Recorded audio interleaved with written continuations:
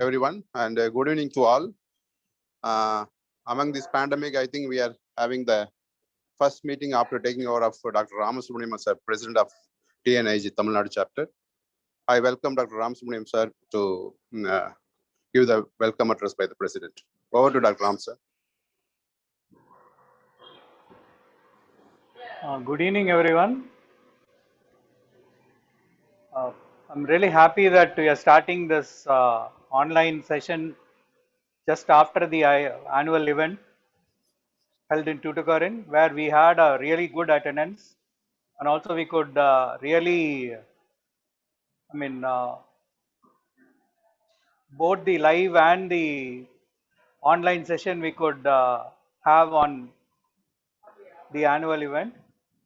Thanks to Dr. Ubal and his team who helped us in making it a grand success. And now I welcome everybody to this monthly meeting today, where we are having 4 interesting cases followed by a good lecture on clinical medicine. This clinical medicine is really becoming extinct now. So we require somebody to remind us that it is a part of our every day-to-day practice, where we have to actually interact with the patient before coming to a diagnosis. So it will be an interesting thing. So we'll start the session now. Thank you, sir. I welcome our chairpersons, Dr. Jashwant, Dr. Gopal, Dr. Joseph, and Shanmunathan to take over the session and carry out the further proceedings.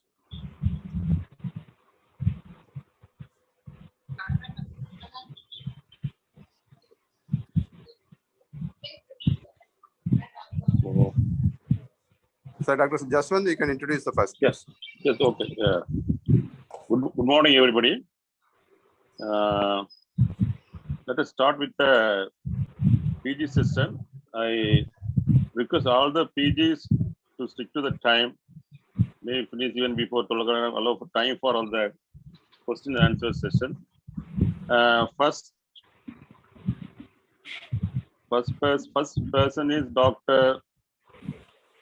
Ganesh Taj from Coimbatore Medicology on an interesting rare case of chronic malabsorption. For the Dr. Tasneem Taj.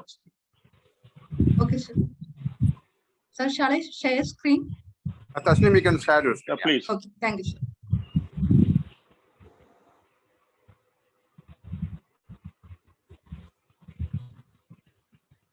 I think from Coimbatore, this is the first time they are presenting. Congratulations, Tasneem. Thank you, sir. Good evening, respected teachers. I am Dr. Tasneem, second year gastro resident from Coimbatore Medical College. At the outset, I would like to thank our HOD, Professor Ravishankar sir, our assistants, Arul Selvan sir, Sendilvadi madam, for giving me an opportunity to present in this platform. Today, I will be presenting an interesting case of a young female who presented with chronic malabsorption. She was a 32-year-old female homemaker from Coimbatore, presented with complaints of loose stools from early childhood and abdominal distension for the last 6 months. Loose stools was present from early childhood, 4 to 5 episodes per day. It was painless, large volume, pale, greasy, offensive stools. No history of passage of blood or mucus or urgency or tenesmus. Nocturnal episodes were present, and she gives history of significant failure to gain weight despite good appetite and intake. There was no relationship with fasting, or there is no history of intolerance to any particular food. No history of passage of stool with excess gas or recurrent fever or joint pain. Abdominal distension was first noticed 6 months back, which was insidious in onset, gradually progressive, associated swelling of bilateral feet, and there was no history of facial puffiness or decreased urine output or frothy urine or palpitation. No history of night blindness, bony pain, any bleeding manifestations or neurological symptoms.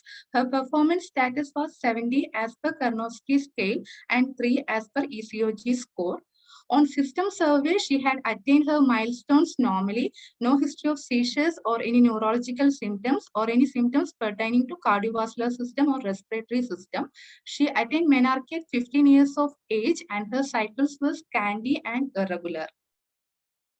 Throughout the last 32-year period, she was admitted twice and evaluated multiple times with blood investigations, ultrasound, abdomen, and upper GI endoscopy, and was on intermittent medications, but the exact details are not available.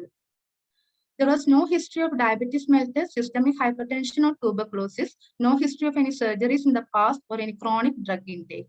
She was the firstborn child of third-degree consanguineous marriage, no history of similar illness in the family. She was married and was having one female child, 3-year-old, and she was asymptomatic. No addictions or high-risk behavior. She was from a poor socioeconomic background. She used to have mixed diet, and diet was deficient in about 300 kilocalories and 10 gram protein. So to summarize, after history, 32-year-old female patient, firstborn child of third-degree consanguineous marriage, presented with chronic, painless, bulky, pale, greasy stools associated with failure to gain weight from early childhood and abdominal distension with period edema for the last 6 months with no symptoms of any micronutrient deficiency or recurrent infections or any other comorbidities. So a syndromic diagnosis of chronic painless small bowel diarrhea, steatorrhea with recent onset ascites and period edema was considered.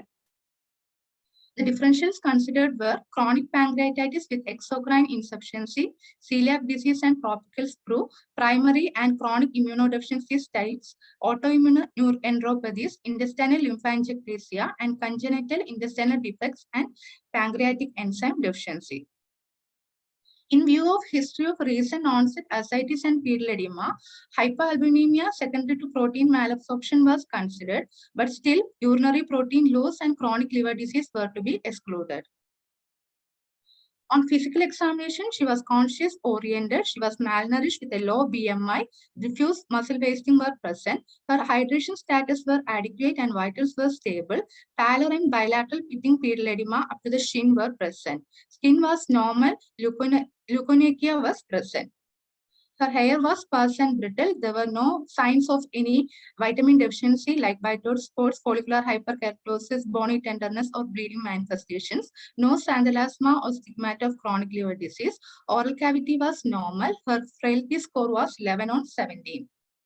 On abdominal examination, abdomen was distended with full flanks, no visible veins on anterior abdominal wall, flanks, or back. Liver was palpable 3 cm below the right costal margin and the liver span was 17 cm. Liver was firm in consistency, non-tender and non-pulsatile. Spleen was not palpable. Shifting dullness present and rectal examination was normal. Nervous system examination, respiratory and cardiovascular system examination were within normal limits. So to summarize, after clinical examination, 32-year-old female presenting with chronic steatorrhea with recent onset ascites and period edema, and on examination, she is found to be malnourished with features of macronutrient deficiency, fat and protein deficiency, no signs of any micronutrient deficiency, pallor, bilateral pitting period edema, firm hepatomegaly, and moderate ascites. So the differentials considered after examinations were also the same. On blood investigations, hemogram showed microcytic hypochromic anemia 9.3 gram per deciliter. ESR was normal 18, CRP was negative. Peripheral smear showed microcytic hypochromic anemia with numerous acanthocytes. On liver function test, her AST and ALT values were elevated with decreased albumin as well as globulin and also a prolonged INR 1.78 seconds. Sodium, potassium were within normal limit, but calcium was on the lower side, 5.84. Stool routine, there were no pus cells, no epithelial cells, no ova or cyst. Stool for fat globules was positive. Urine routine examination was normal and proteinuria was excluded. Ascitic fluid analysis showed a total protein of 1.2 gram percentage with a SAG of 0.9. ADA was normal and cell count was also normal. Culture was sterile. Serum amylase and thyroid function tests were normal. Viral markers were negative. Vitamin D3 was low, 19, and vitamin B12 was within normal limits. Her fasting lipid profile showed decreased total cholesterol and also decreased fractions of LDL, VLDL, and triglyceride with normal HDL. Ultrasound abdomen, there was fatty liver and moderate ascites. Portal vein and hepatic vein Doppler were normal and pancreas was also normal. On upper GI endoscopy, there was mild duodenal mucosal edema. There were no other features like scalloping. T3 biopsy showed enterocytes distended by optically clear fat-containing vesicles along significant length of the villi, so a possibility of hypo-beta lipoproteinemia was considered. And the apolipoprotein B level was consistent with the biopsy. It was low, 25 milligram per deciliter. An ophthalmological evaluation was done to rule out any retinal pigmentary changes in view of chronic malabsorption and hypo-beta lipoproteinemia, and it was normal. Serology for celiac disease, ANA profile, and autoimmune hepatitis panel was negative. Liver biopsy, family screening, and genetic analysis couldn't be done since patient was not willing. CT endography showed diffuse mucosal edema of small and large intestine, and pancreas was normal. So, a final diagnosis of chronic fat and protein malabsorption secondary to hypo-beta lipoproteinemia with steatohepatitis was considered. Coming to management, she was started on low-fat diet, which was rich in medium-chain triglycerides. Hypocalcemia, hypoalbuminemia, and coagulopathy was corrected initially intravenously and then started on oral supplements.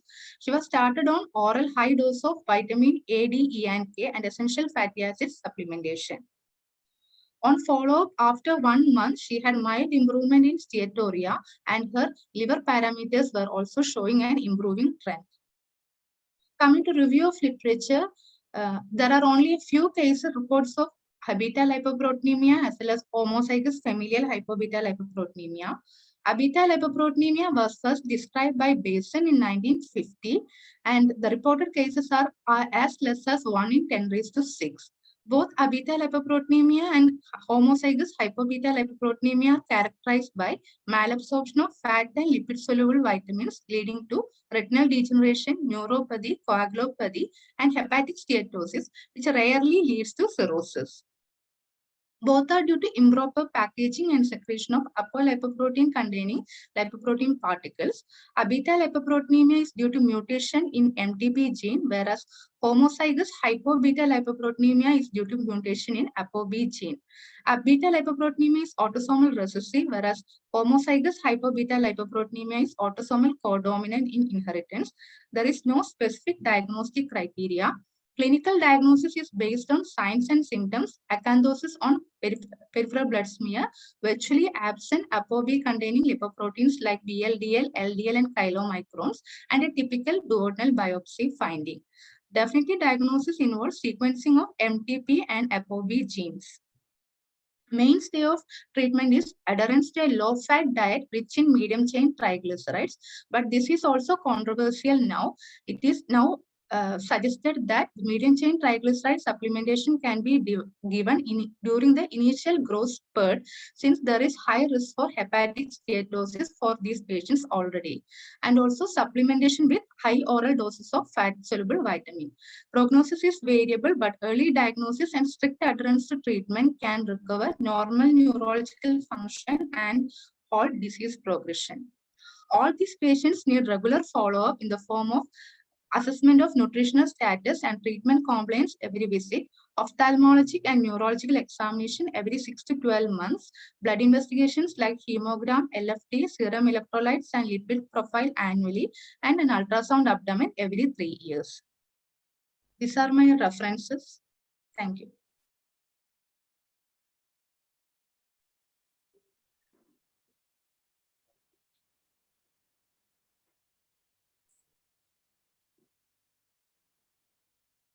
Hello? Hello, sir. Yeah, it's a rare case of malabsorption. I haven't got update. Okay. Paper is open for discussion.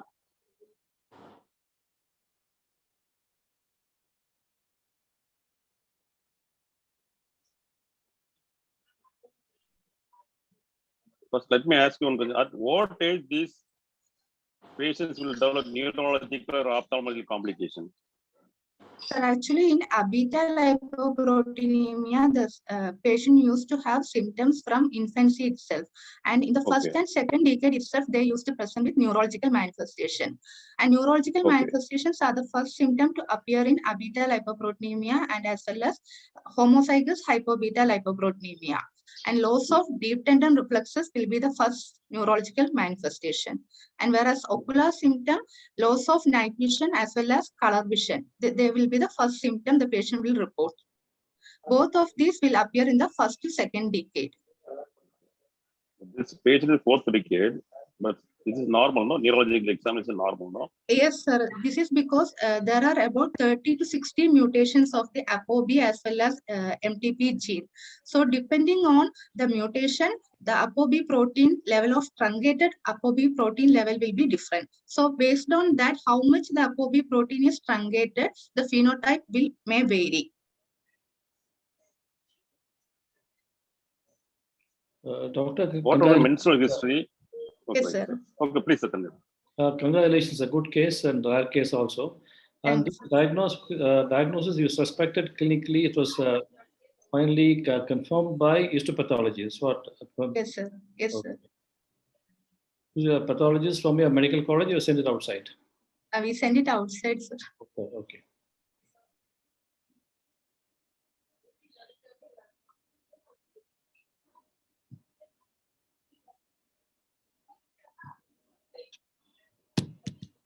What is the prognosis of these patients?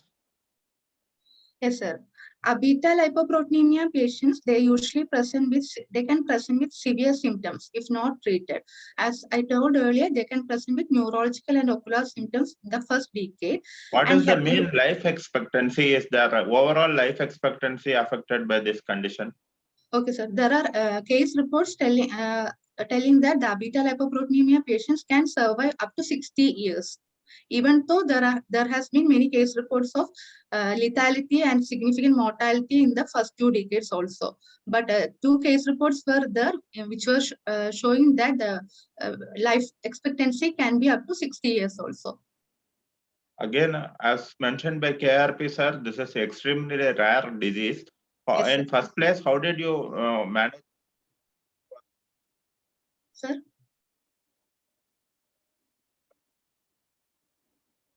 Election.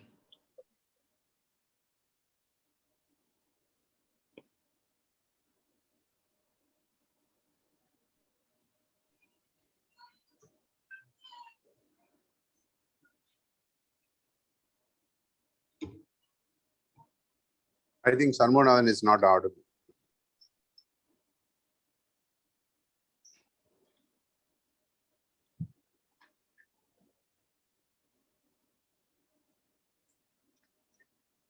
That's one, sir. Shall we go to the next case? Please, we can go to the next case. Yes. Right. Thank you, sir. Thanks, Dasneem. Please write up these cases because these are rare cases. You can write up in a journal. Okay, sir. Sure, sir. So please write in even our journal. You can write up.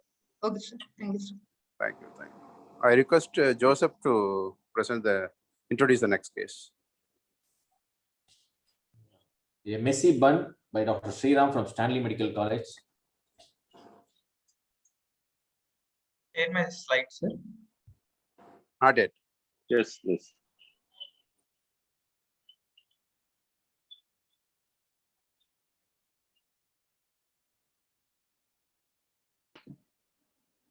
Shriram.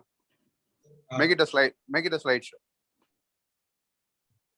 Good evening, respected teachers. I, Dr. Sriram from Department of Medical Gastroenterology, first year resident from Professor Dr. M.S. Ravati Ma'am, Stanley Medical College, Chennai. Usually, we all appreciate when we see a beautifully combed bun. Today, we will see a bun which is a little bit messy. So, a 13-year-old girl presented with chief complaints of abdominal pain since 1 month, vomiting for 10 days, and weight loss. Abdominal pain is of 1 month of duration, and this pain is located in the epigastrium, which is dull aching type of character, and this pain is constant throughout the day. And this pain increases with food intake and partially related with medications. However, this pain is not radiating to back or to right side of scapula. This pain is associated with postprandial fullness and early satiety. Vomitings for 10 days of duration. These vomitings are seen 15 to 20 minutes after food intake, and these are spontaneous and contains partially digested food. These vomitings are non-bilious, non-projectile, at times associated with stale food particles. There is a history of loss of appetite associated with weight loss of 2 to 3 kgs for 1 month. However, there is no history of ball rolling movements, no history of melena, no history of hematemesis or abdominal bloating sensation. Past history, there is no complaints of chronic abdominal pain in the past, no history of chronic drug intake, no history of abdominal surgeries or trauma in the past.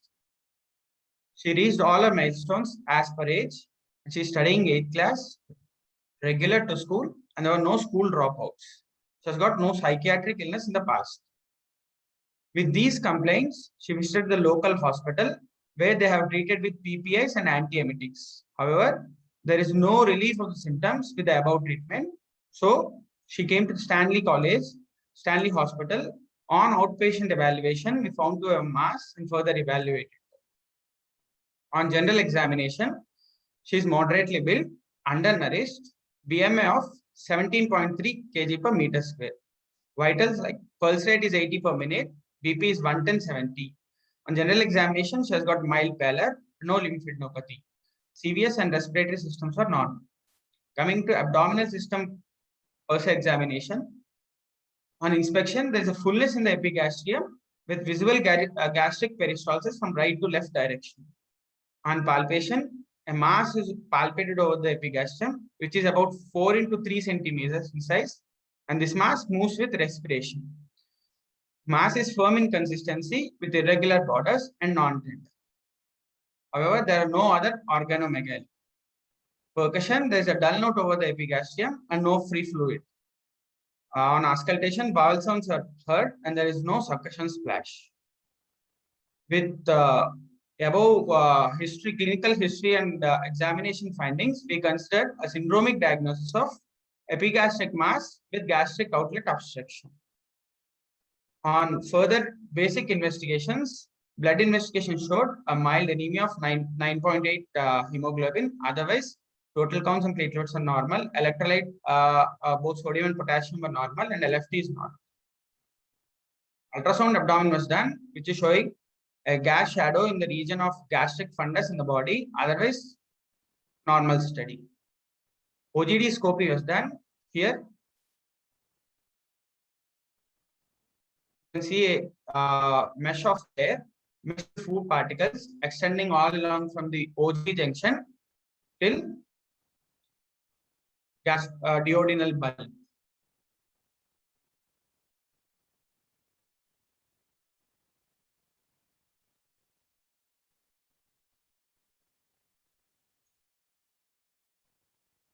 To know the further extent of this Besart, we done at CECT abdomen. This is an axial cuts of CECT abdomen going from craniocaudally. You see here a hypertense material interspread with air lumen, air pockets in the stomach, and is also extending into the duodenum. It's a clear more picture of Besart in the stomach. So endoscopic retrieval was attempted. However, in view of large trichobesar extending into the duodenum, endoscopic retrieval was not attempted. Psychiatric opinion was sought. They counseled the patient and reassured the patient. Surgical opinion was sought and they planned for laparoscopic retrieval. Laparoscopic retrieval of trichobesar is done. Here is the video.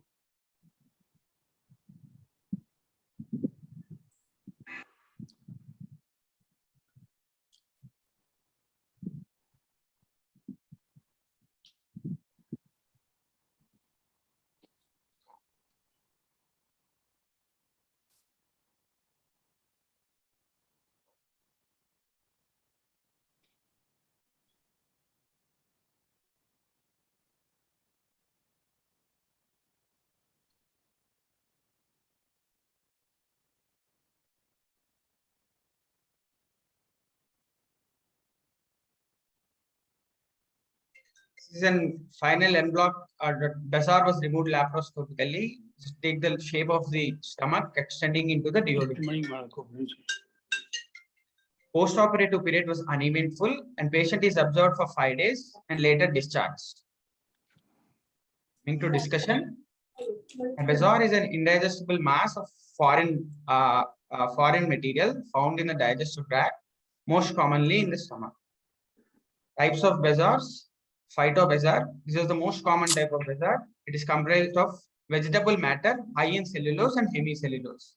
Other bezoars are trichobezoars, pharmacobezoars, and lactobezoars. The first trichobezoar was described by Bodman, and Rapunzel syndrome was first described by Vaughan et al.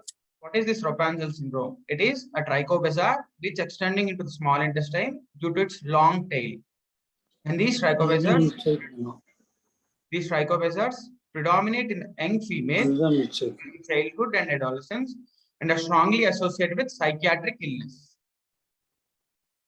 Why it takes the shape of that lumen? Mainly because of its slippery surface, it escapes the peristaltic movements. And as the hair consumption continues, this peristalsis enmeshes with the hair, enmeshes the hair with food and gradually taking the shape of the lumen.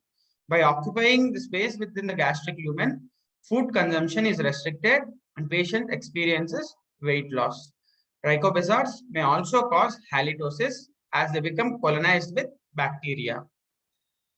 On how do we investigate? Imaging as well as endoscopy. Imaging, ultrasound. This bezoar is identified by a hyperechoic curvilinear band with posterior shadowing is the main finding in ultrasound. With this finding, we can identify intestinal bezoars for 88% of time and gastric bezoars only 25% of time. And CECT abdomen is the imaging of choice with a high accuracy of 97%. And this is seen as a well-defined heterogeneous mass interspersed with air within the lumen of the stomach. And also it helps in identifying any other obstruction if present. Endoscopy is a gold standard for visualizing bezoar. It has got 100% sensitivity. Coming to management, usually endoscopic management, the success rate is only 5%. Because endoscopic retrieval seems to be unsuccessful because bezoars are usually not detected until they reach a fairly large size. Most of them, if to be removed endoscopically, they must be fragmented by forceps or snares and organ plasma coagulation. We usually prefer for surgical method for the removal of bezoar, either laparoscopic assisted techniques or laparotomy. Laparoscopic assisted technique is of 75% success rate, but with of lesser complications. Laparotomy, a 99% success rate, and it is usually the treatment of choice for large bezoars. In our case, we have removed that bezoar through laparoscopic assisted techniques. And nowadays, the laparoscopic assisted techniques are being followed. Your take-home message is dyspepsia with alarming symptoms should be evaluated even in younger age groups. That's it. Thank you, sir. Very good case, Dr. Sriram, and excellent management for the patient. And I mean, there will be instant relief of symptoms for these patients, but the recurrence seems to be quite high if there is no psychiatric treatment. Yes, They're not following the treatment properly. The recurrence rate seems to be high in these patients. yes. The case is open for discussion now. Good evening, everyone. If I can ask one question. Yes, sir. Yes. Thank you, Sriram, for the interesting case. We would be interested to know how, whether she was having loss of hair over the scalp, because usually they have a habit of pulling the hair and then swallowing it. The second one is after psychiatrist evaluation, Yes, was there any underlying depression or any other obsessive compulsive behavior in that lady? Sir, repeatedly psychiatric people have been seeing the patient, sir. They are particularly asked for that. We have also checked for the alopecia, anything is there, or trichotillomania like thing. But the patient and her mother all both denied that history, sir, actually. And she is very active, playful and everything. She's never like sitting home like that. History mother is not giving. That is the one interesting point what we found out. Even after psychiatric, they also told that they told that it is she's denying that history, and they reassured the patient after counseling. Thank you.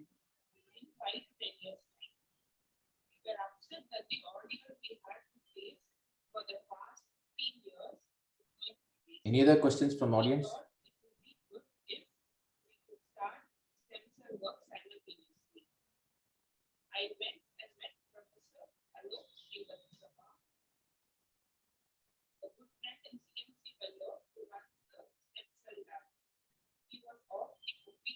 If there are no questions, I think we will move on, Joseph.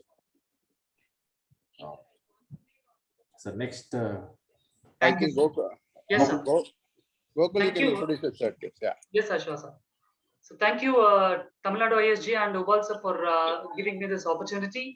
The next case is by Dr. Pradeep from Jitmar. It's an interesting case of hemophilia after shunt surgery for portal biliopathy. So can we have Dr. Pradeep now to present his case? Yes, sir. Extremely sorry because of some technical issue, I could not share my screen.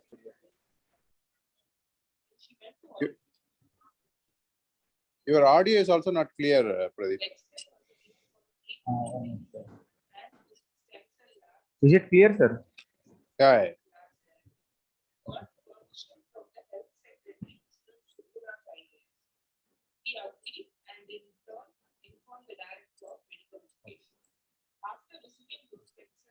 The slides are visible. Yeah. Yes, sir. Okay. Okay. Good evening, respected teachers and colleagues. First of all, I would like to thank TNIG committee and my professors, Dr. Pallivel Mohan and Dr. Santhaman Selvan for giving an opportunity for present this case. Speak a little louder. Sorry, sir. Speak a little louder. Okay, sir. Is it audible, sir? Yeah. Yes. Okay, sir. So basically, this is the case of hemophilia after the shunt surgery in a patient with portal cavernoma cholangiopathy. So case goes on like a 42 years old male with no previous comorbidity and no history of alcohol ingestion or smoking. He had a complaint of jaundice with pruritus for 2 weeks. Otherwise, no history of prodromal symptoms preceding the jaundice. And later on the course of the jaundice, he also developed intermittent high-grade fever with chills for 1 week. Otherwise, no history of abdominal pain, no history of GI bleed or other symptoms of liver decompensation, and no history of any alternative medicine intake. So initially, he was consulted nearby hospital and found to have a leukocytosis with direct hyperbilirubinemia. So USG abdomen followed by MRI and MRCP was done, and it showed cavernomatous transformation of the portal vein, splenomegaly, moderate IHBRD, and distal CBD narrowing. So diagnosis of EHPO with portal cavernoma cholangiopathy and cholangitis was made. So for cholangitis with portal cavernoma cholangiopathy, he underwent the ERCP with stenting. So followed by ERCP and stenting, jaundice and fever was subsided, and further he was asymptomatic for further 2 months. And when after 2 months he developed the complaint of melena, first time he presented to Jitmar at the time. When he presented to Jitmar Hospital, on examination tachycardia was there, otherwise no icterus or no pallor, moderate splenomegaly was noted. So considering the portal hypertension related, we have started operated infusion. An upper GI examination was done. It showed esophageal varices with RCS, and EVL was done, and it was kept on beta blocker. So relook endoscopy was done after 3 weeks, which shows sclerosed esophageal varices. So once this issue tackled, for definitive management of this portal cavernoma cholangiopathy, patient was planned for shunt surgery. But meanwhile, patient also had abdominal pain and diagnosed with his right ureteric calculus, and he underwent digestion. So once this urological issue resolved, we planned for shunt surgery. And CT abdomen was done before the surgery, and findings for conflict with portal cavernoma cholangiopathy. Previous 2 CBD stents were noted in the C2, and we looked for shuntable veins. Shuntable veins were present, and we referred patient to surgical gastroenterology for shunt surgery. So patient underwent the proximal splenomegaly shunt with splenectomy, and he was started on anticoagulant. And after surgery, he was doing well. No further bleed was there till postoperative day 40. Once more in postoperative day 40 after the shunt surgery, again he presented with complaint of melena. On examination, tachycardia was there. HB was 8.4, and he had a direct hyperbilirubinemia with total bilirubin of 3.2. So anticoagulant was stopped. He was started in operated infusion. And again, upper GI endoscopy was done. It showed the sclerosed esophageal varices, no gastric varices. And some fresh or altered bloods were found in the duodenal lumen in the ampullary site. So with suspicious of hemophilia, we have well forwarded to Doppler and followed by CCT abdomen. CCT abdomen showed portal cavernoma with the same finding of portal cavernoma cholangiopathy and perichoroidal varices were seen. And splenorenal shunt we have checked, it was thrombosed. So here is the CT finding. It is showing here the splenic vein is noted. Splenic vein, some thrombosis was noted inside the splenic vein. When we are tracing the splenic vein, there was no connection found obvious between the splenic and renal vein. So shunt was not more visualized. So here is the status where post PSRS status with blocked shunt. So patient for anemia, he was on persistent octreotide infusion and having a persistent anemia with melena was there. He received the 4 blood unit of blood transfusion over the period of 4 days. But still hemoglobin was not improving and he had a persistent anemia. So here patient had both shunt and stent were blocked and patient had 2 issues. One is the bleeding with persistent anemia and second was the biliary obstruction. So what did we do? We have planned for fully covered stamps. And as we are expecting some hemophilia during the procedure, as patient had a portal coronary cholangiopathy, we have done this procedure under induced control hypertension.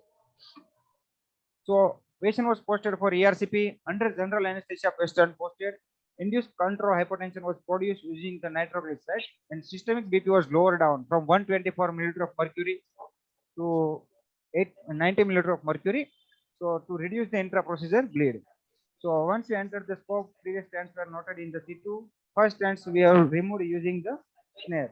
So while the removing this first stent, some bleeding we have noted as expected. Some bleeding was noted, so it's obscured the fluid temporarily. So once they got the clear field, after that we try to using the CBD cannulation using the sphincteroscope. While using this cannulated CBD to have access to a CBD even after the removal, suppose other stent, if bleeding is there, we can have access to CBD. So cannulate the CBD before removing the other stent. So after removing the other stent, again the bleeding, minor bleeding was noted and bleeding was controlled. So once stents were removed, guide wire was in situ and over the guide wire we have passed the self-responding metallic stent, that is fully covered SAMs. Here you can see the over the guide wire fully covered SAMs was passed. So after the fully covered SAMs passed, we have deployed the SAMs and while the deploying the SAMs, yes, here we can see in video, once we have deployed the SAMs, this free flow of bile noted with copious amount of the sludge and some torn fragments were removed. So biliary obstruction was resolved and hemostasis also achieved. So here is the video showing some copious amounts of bile with free flow of bile is coming out. And the lastly, the one fluoroscopy is done. Fluoroscopy showed fully well expanded. SAMs was noted in situ. So post-procedure hemostasis was achieved. Melena recovered within 2-3 days, and post-procedure only requires 1 more unit of the transfusion. And after no transfusion was given anymore.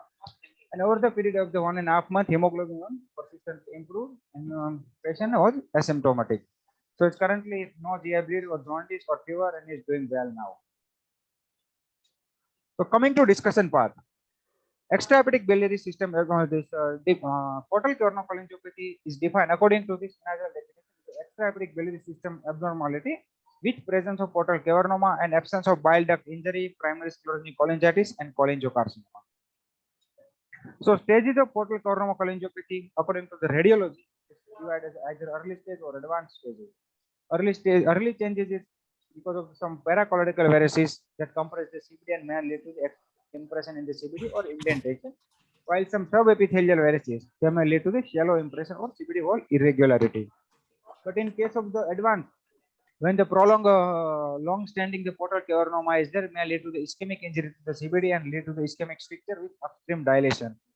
And some part means CBD may have intracolloidal varices and they may lead to look like a filling defect in the CBD when we are doing cholangiogram. So filling defect also in the advanced stage of the portal coronary. And clinically, portal coronary having the 4 stages. First is a preclinical, well, portal cavernoma is there, but biliopathy itself is not there. Second is asymptomatic, where patient having a portal cavernoma with biliopathic changes on radiological finding. Elliptic can be normal or abnormal, but patient will be asymptomatic. So once patient develops the symptom like the cholestasis or cholangitis, it's a symptomatic phase. And complicated phase that include the complication like the persistent biliary stricture, presence of the secondary cholelithiasis or secondary biliary cirrhosis. As in our case, patient has some fragmented stone and cholelithiasis and biliary stricture is complicated portal cavernoma cholangiopathy. Coming to management part of the portal coronary cholangiopathy, when patient with PCC presented with the cholangitis, management includes the 3-phase management. First, when patient having a cholangitis, active cholangitis, Obvious role of endoscopist is there. We have to drain the patient. ERCP and stenting is the modality of choice. So once the ERCP and stenting done, biliary obstruction is resolved. For definitive management of the portal coronary shunt surgery is required. So once we'll do shunt surgery, portal hypertension will be reduced, peric CVD collaterals will be there decompressed. And so automatic resolution of the biliary obstruction will occur in 2/3 of the case. While 1/3 of the case, those who are in long-standing portal cavernoma ischemic injury to the CBD may have a persistent picture in the CBD. So this group of the case may require the further management, long-term management. Those who are in a persistent biliary stricture. In presence of the persistent biliary stricture, if a paracolloidal varices are not there, so it is a well-managed with biliary enteric anastomosis, and it is a non-strategic for this group of the patient. But if persistent biliary stricture is present and pericolloidal varices are also present, biliary enteric anastomosis cannot be done in this patient. And here again the role of the endoscopist plays. So here how to manage this group of the patient. So patient with the persistent biliary obstruction even after the shunt surgery, jaundice and recurrent cholangitis will be there. It can be drained with the plastic stent, but high chance of the blockage of the plastic stent will be there because of the persistent obstruction. So periodic exchange is required. But as we know, each procedure is associated with the chance of the hemophilia, and it is a risky. So it is not very well advisable to periodic exchange in this group of the patient. So other modality endoscopic that available for these patients is bundle of plastic stent we can keep. So for periodic dilation we can do is stricture dilation also can be done using the balloon. And one modality like a fully covered SAMS can be placed as we have done in this case. But all these modalities, there is some case reports only have been published. Otherwise, no observational study or scarcity of data is there. So safety, long-term safety is also not available for this modality. The role of the endoscopist, as I discussed, means suppose patient is a pre-procedure or peri-procedure cholestasis or cholangitis is there or no shuntable vein is found. So role of endoscopist will be there. Surgery cannot be done, and this group of the patients cholangitis can be resolved with ERCP and stenting like the first way. But after surgery, if even after surgery shunt is not working, like the block autosystemic shunt or failed shunt, and so biliary pericolloidal varices is not decompressing and persistent biliary obstruction is there. So again, it can be managed with endoscopy like we have done, and that is a temporary modality. So ERCP in the patient of the PCC, portal coronary cholangiopathy, is not always easy. While removing the old stent, like we have done in our case, or remove the stone clearance. So shearing effect due to either the balloon basket or removing the stone, it may lead to the traumatic rupture of the submucosal or intracolloidal varices, and it may lead to the massive bleeding. So always we have anticipated the bleeding while dealing the case of the portal coronary cholangiopathy, and we should be ready for bleeding. One modality that is the induced control hypertension, as we applied in this case. And this strategy is a very well-known strategy for the major surgery of the abdomen, thoracic, and neurosurgery to reduce the intra-procedure bleed. But during the ERCP patient with portal coronary cholangiopathy, some 2-3 cases has been reported. They use the sodium nitrochloride or nitrochloride, systemic BP lower down to 90 millimeter of mercury. So intra-procedure related bleed can be avoided or it can be minimized if induced control hypertension is produced. Lastly, the role of the fully covered self-expanding metallic stent is there. So metallic stent is having by virtue of this tamponade effect, achieve the hemostasis, or along with this, it also maintains the free flow of the bile and relieve the biliary obstruction. So it tackles both the trouble, hemostasis as well as biliary obstruction. So summarizing my presentation here, take-home message is the management of the PCC is challenging and is always required the multidisciplinary approach with a subsequential surgeon, endoscopy surgeon. First is the endoscopist to relieve the biliary obstruction, after the surgeon for shunt surgery. Again, suppose it is not possible to know or shunt is not possible or shunt is got blocked, again the endoscopic therapy with endoscopist is required. So role of the endoscopist, as I discussed, is obvious when cholangitis is there, and once shunt surgery is well, again role of the endoscopist is there. While doing the endoscopy ERCP, always we should anticipate the complication, particularly hemophilia, and be ready for it. And evolving role of the full covered SAMS is there. It resolves both the issues. First is the hemostasis issue and relieve the hemophilia, and second is relieve the biliary obstruction and maintain the free flow of bile. Thank you. So congratulations, Pradeep, for the very interesting case you presented now. We had actually a similar case of portal biliopathy. When we did ERCP for that patient, because patient had cholangitis secondary to an obstructing calculus, As soon as the stone was retrieved, there was a spurt of blood coming from the bile duct. So what we did was we had a balloon tamponade with us, and we did that for some time after starting somatostatin. And we placed a fully covered metal stent similar to what you did for that patient, and the bleeding immediately stopped. But the stent had to be kept for some more time because the patient, we thought, had a dominant stricture in the distal CBD. So subsequently, that patient had a cholecystitis secondary to cystic duct blockade because the stent is fully covered stent. So we had to reposition once, and then we subsequently have to retrieve the stent to relieve the cholecystitis.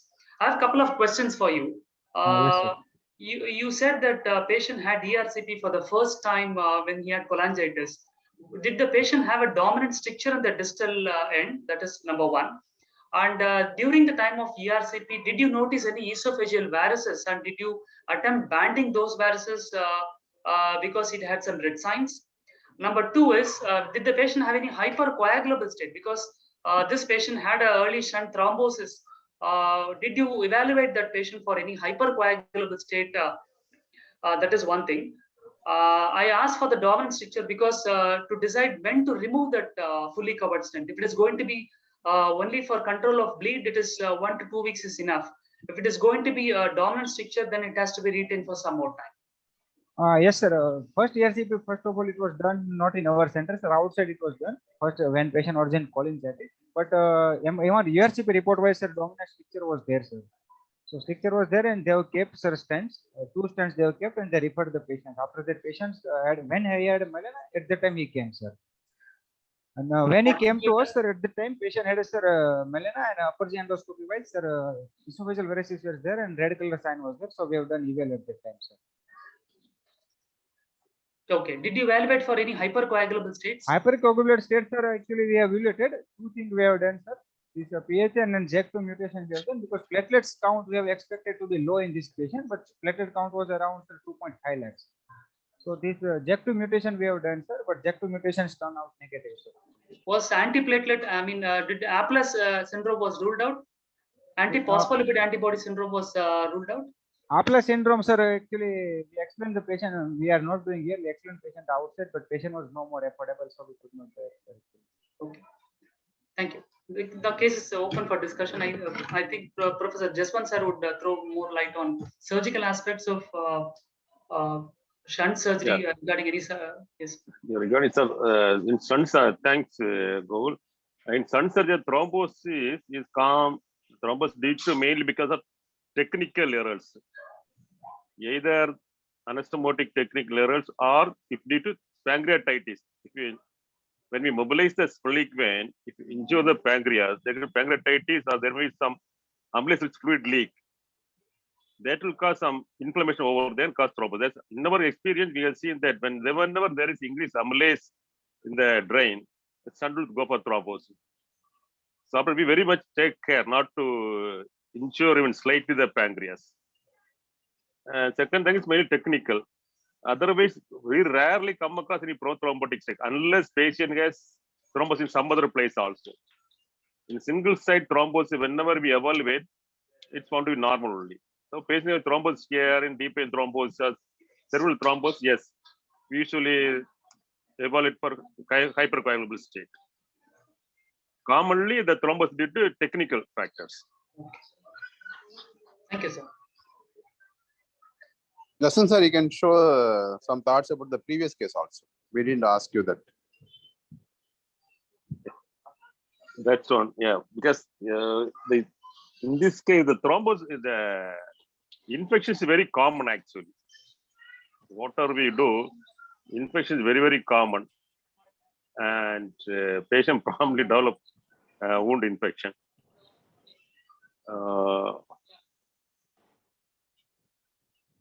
Even whether we do water, we open or this one, only main thing is we worry about the infection.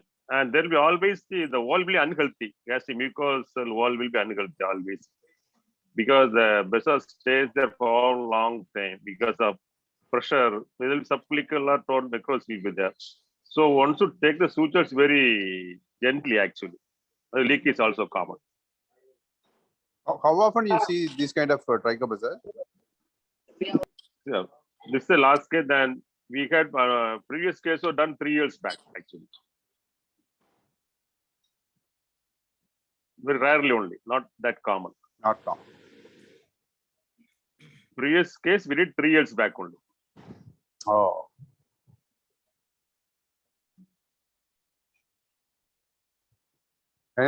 Thanks, Pradeep. I think we move on to the next case. Dr. Shanmunathan, I can introduce the next case. Okay, sir. Thank you, sir. Good evening. Am I audible? Am I audible? Yeah, Stop sharing my slides, sir.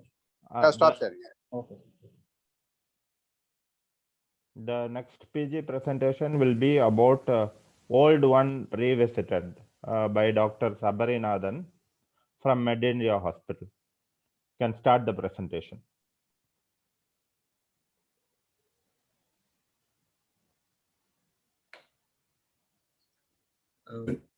Good evening, respected my senior teachers, professors, and my colleagues and friends.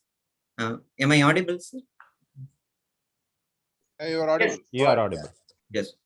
My name is Dr. Sabarinathan, working as a gastroenterologist at MedIndia Hospitals. I am here to present the case on a title on the Old One Revisited. I would like to thank the TNISG and my Professor Chief Dr. T.S. Sir for giving me an opportunity to present this case to the forum. Let us go into the case.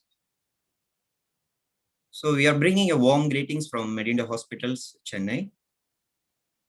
Coming to the case history, our patient is a 29-year-old male patient, a part-time farmer, single, and he was symptomatic for the last 1.5 years duration.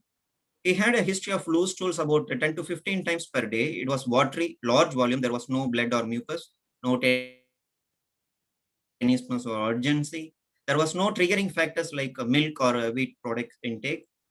Sometimes it contained undigested food like nuts, pineapple, and onion. It was associated with intermittent mild periumbilical colic pain and also borborygmi. The important history he brought to us is the significant unintentional weight loss, about 24 kilograms in the last 1.5 years duration, and there was no comorbid illness. Initially, he was evaluated at his native place at the onset of symptoms, 2 weeks after the onset of symptoms. So the basic blood investigations were done at the time. The highly selective CRP, including CBC, renal function, were within normal limits. HIV 1 and 2 was done, it was non-reactive. Endoscopy revealed a grade B reflex esophagitis with a hiatus hernia. The colonoscopy was done. The scope was passed up to cecum. The cecum was found to be edematous and biopsy was taken, and random biopsies were taken from the rest of the colon. But histopathology-wise, it was not contributory, only non-specific colitis was there, and the MR enterocolitis was also done, which revealed a normal study. So he was treated with multiple, a bunch of drugs. Initially, he was given on cefixime, metronidazole, and stat dose of albendazole, and there was no response. Subsequently, he was given on doxycycline, ofloxacin. Patient completed the course properly, but still there was no significant symptoms improvement. So he was again prescribed on polystramine, mesalamine granules, probiotics, and rifaximin. So he was feeling better for 2 weeks. Again, there was recurrence of symptoms. So he approached to another center where after a couple of weeks, so he was again underwent some basic blood parameters, all were within normal limits, including the thyroid profile, and CT chest was also taken, which was normal. And the stool routine was done, and there were some bacteria and some RBCs were there, some pus cells and ovocyst flagellates were nil. And stool occult blood was negative. Stool culture was no growth. Stool calprotectin was significantly elevated, was more than 800 milligram per kilogram of feces. Stool reducing substance was negative. He underwent gastroenteritis combined panel in stool, including a lot of bacteria and parasites. All were negative, starting from Giardia, adenovirus, Shigella, Campylobacter, Cryptosporidium, Salmonella, Vibrio, and a lot of viruses were tested. It were negative. He was submitted again for an endoscopy. Endoscopy revealed fundal and antral gastritis. At the time, the first part and second part of the duodenum was found to be normal. So deep duodenal biopsy was taken for histopathology, and also the tissue was taken for TB PCR and cytomegalovirus. As per the reports, the cytomegalovirus DNA was undetected in the tissue. Gene expert was also negative, and the histopathology revealed only a chronic severe active gastritis in the fundus and antrum. In the duodenum, there was mild increase in the intraepithelial lymphocytes. Otherwise, the villi pattern and crypt villi ratio were normal. So it did not yield a specific diagnosis. So he was started on amitriptyline 12.5 mg plus chlorodiazepam oxide 5 milligram along with the pre-probiotics. The patient taken for 2 weeks, and still there was no response. He discontinued medications and continued to have diarrhea more than 10 times, and he was started losing weight. So these symptoms continued for almost a year. Then he presented to us on this January 2021.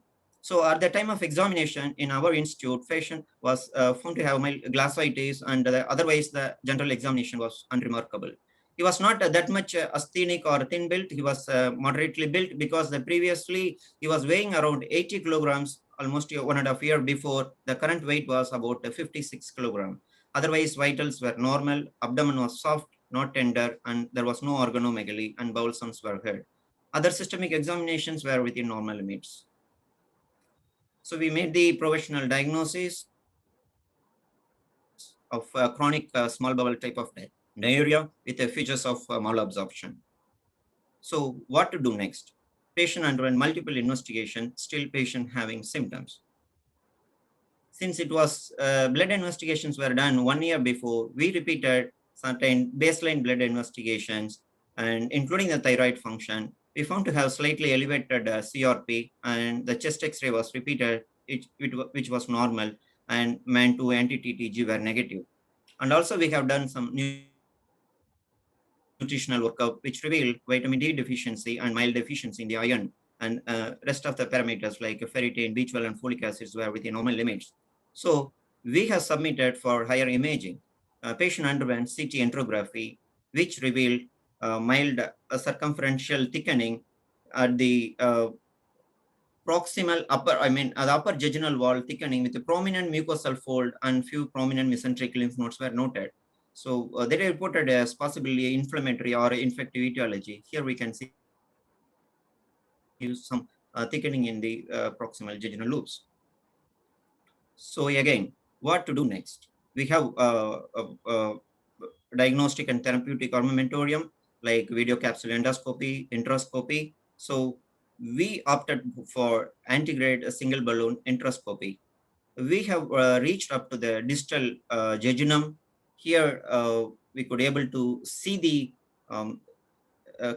scalloping of the duodenal mucosal folds and the thickened edematous folds.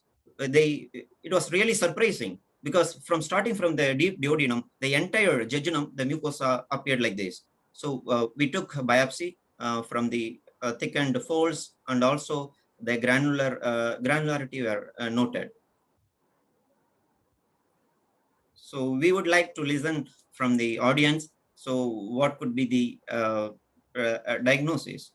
You can send the reply in the chat box also.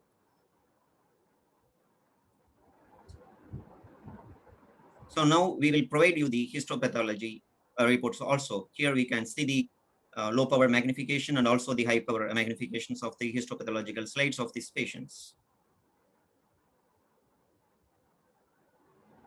So what is the final diagnosis? We hope you will hit the bull's eye.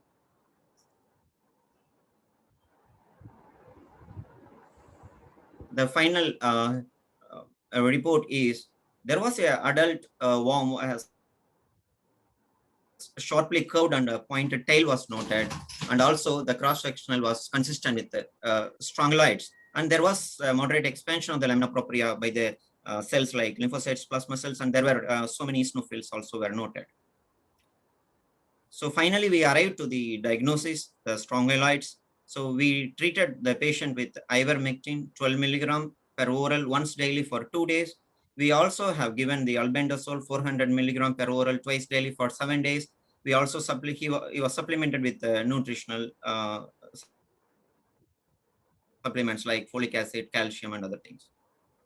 Since the patient was ruled out for immunocompromised state, and also he was not having any taking any immunosuppressants, and there was no significant immunodeficiency, but we wanted to look for any immunoglobulin deficiency. But he had a higher elevated IgE and also the IgG, and other immunoglobulins were normal. So what is the follow-up of this patient? After 2 weeks, the diarrhea completely resolved, and he started having formed stools, and he regained appetite. And after 2 months, the patient gained about 13 kilograms of weight from 56 to 69, and he is feeling healthy and following good personal hygiene practices, and no recurrence of symptoms until now. He is on teleconsultation with us.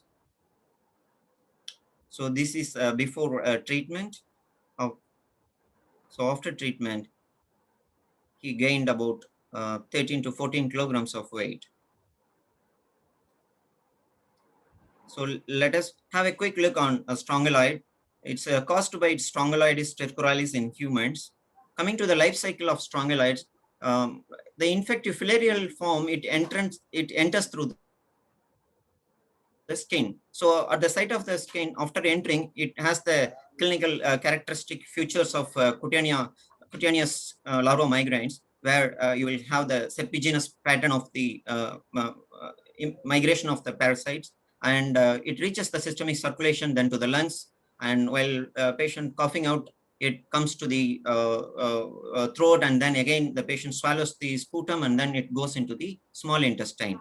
In small intestine, this strongyloids has a peculiar feature. It differentiates from other parasites because it does not require a male to produce the eggs. This is called parthenogenesis. The adult female worms, it forms in the small intestine. This is the peculiar feature which differentiates from other parasites, and then it lays eggs, and then rhabditiform larvae, it is excreted in the stool, which is a diagnostic form of the strongyloids.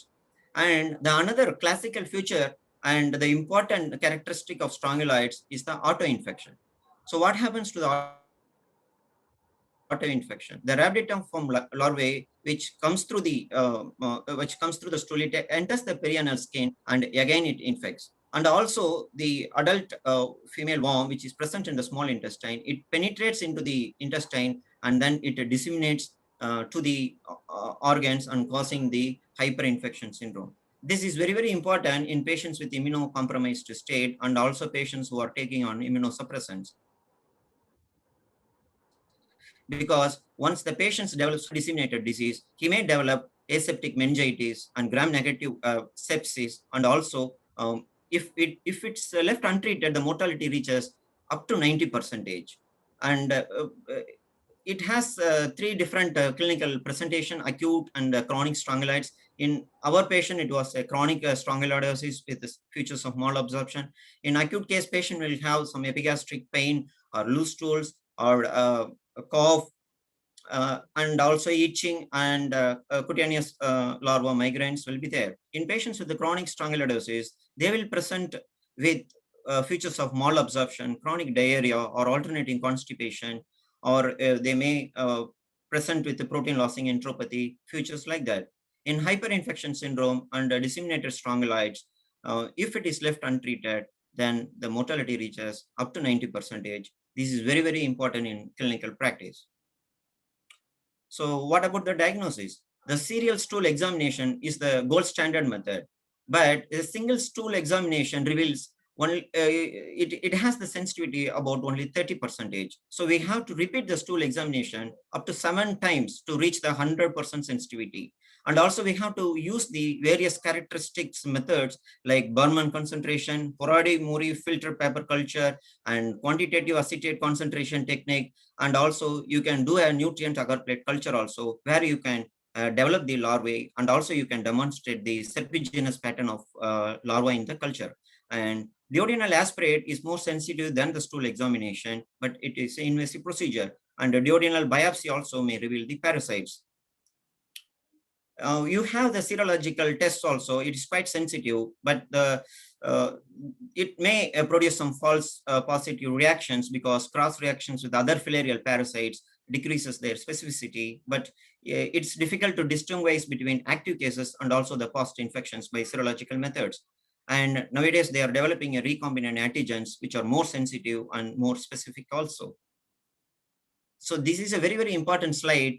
We have to start doing screening tests for strongyloids in patients who are planned to start on corticosteroid therapy or other immunosuppressants, and patients with HTLV-1 infection, and patients with leukemias and lymphomas, patients who are receiving organ transplantation, and patients who have persistent peripheral or unexplained eosinophilia. So this is the current CDC recommendations. These people should be screened for strongyloids, particularly where the endemicity rate is more. In countries like India, it's a tropical countries, tropical and subtropical countries, the prevalence of strongyloids, it reaches up to 20%. Treatment part, acute and chronic strongyloids, we have to go for ivermectin. Nowadays, ivermectin is very famously given for COVID infections, but also this is the drug of choice for acute or chronic strongyloids in a single dose, 200 microgram per kilogram orally for 1 to 2 days.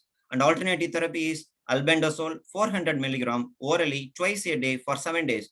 So we have treated this patient with both ivermectin and albendazole. So you can give the combination of therapy also. It is reported in various case series. So what about hyperinfection syndrome and disseminated strongyloids? If possible, the immunosuppressive therapy should be stopped or reduced. And we have to continue the ivermectin 200 microgram per kilogram per day orally until the stool or the sputum examinations are negative for 2 weeks. If the patients develop recurrence of symptoms, again, you have to repeat the dose. So in a nutshell, our patient is a young gentleman. He underwent extensive workup, almost lost the hope when he presented to us, and finally found to have the strongyloids, that the histopathology examination clinched the diagnosis, and he was given the proper treatment, and there was a drastic improvement after the treatment. So hence we titled this case as the Old One Revisited. So we offer some take-home messages. The old battles with the tropical infections continue to be waged during present times of viral wars, and the personal hygiene practices needs to be emphasized right from the childhood. The awareness should be created among farmers on the risk of barefoot walking and also the use of safety boots, not only in the farmers, but also the people, the sanitary workers and the garbage workers like that. So thank you for the patient listening.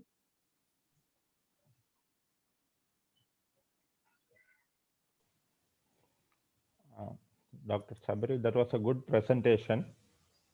Was the patient extensively evaluated in the past as regarding stool examination? How many stool examinations was done before? Sir, it was done twice, sir. It was done twice in the past.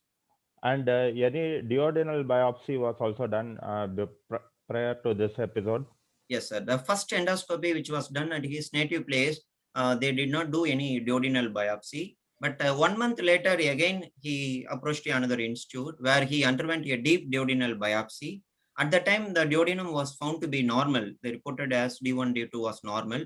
And also the deep duodenal biopsy wise, there was mild increase in the lymphocytes. Otherwise, there was no much findings contributing to the diagnosis. Because usually what is described in the textbook is strongylosis, strongyloidosis diagnosis can be achieved by a duodenal biopsy or even a duodenal aspirate. Yes, sir. But it's good on your part that after going through radiological images, you have chased all the way up to jejunum, distal jejunum or proximal jejunum, and managed to get a diagnosis. And the serial photographies also, you have not only gained weight, but also a lot of muscle also. So probably, yes, he's feeling very happy at present. You have got the yes, diagnosis. Case is open to discussion. Other members can contribute. Doctor, did you do the serology in this case? No, sir, we haven't done the serology because we did not expect, frankly speaking, we did not expect strongyloids in this patient. We were thinking in terms of sprue like that. Once the biopsy was conclusive, so we have treated the patient with ivermectin and albendazole, and clinically we are following it up.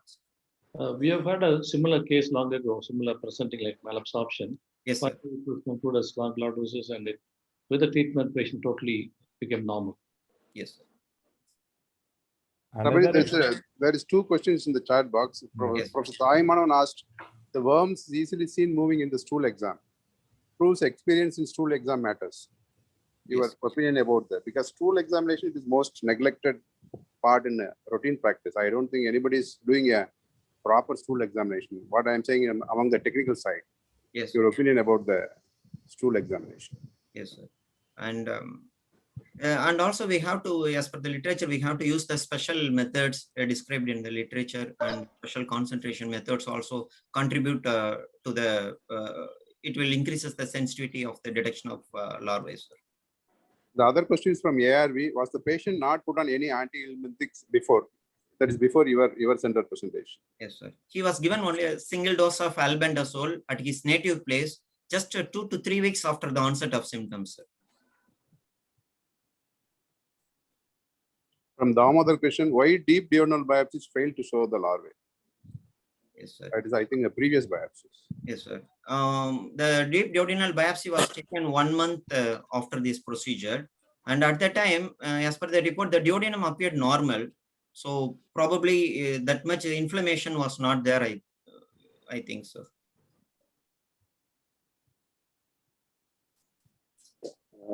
So very nice presentation. Yes. Other patient had any itchy earners. Sometimes patients bring the worms and all. Sometimes they'll make a photograph and so on also.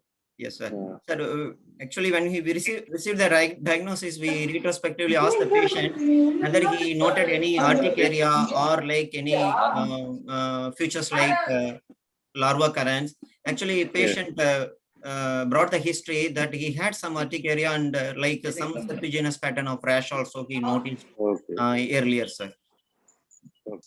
And he had a history of barefoot walking also in the form. So probably he would have acquired since he had a habit of barefoot walking, sir.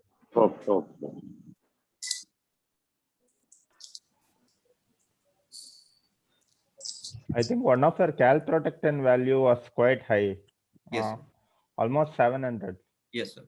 Is there any report of yes, sir. Yeah, that signifies it's only an inflammatory diarrhea. That's what. Yes. I think we should not chase IBD too aggressively. We should also look at other alternative causes also. Yes. Possibly. Yeah. Yes. Any other questions? Over to Dr. Ubal. Thanks, Sabari. Thanks. You can stop the screen sharing. Thank you, sir.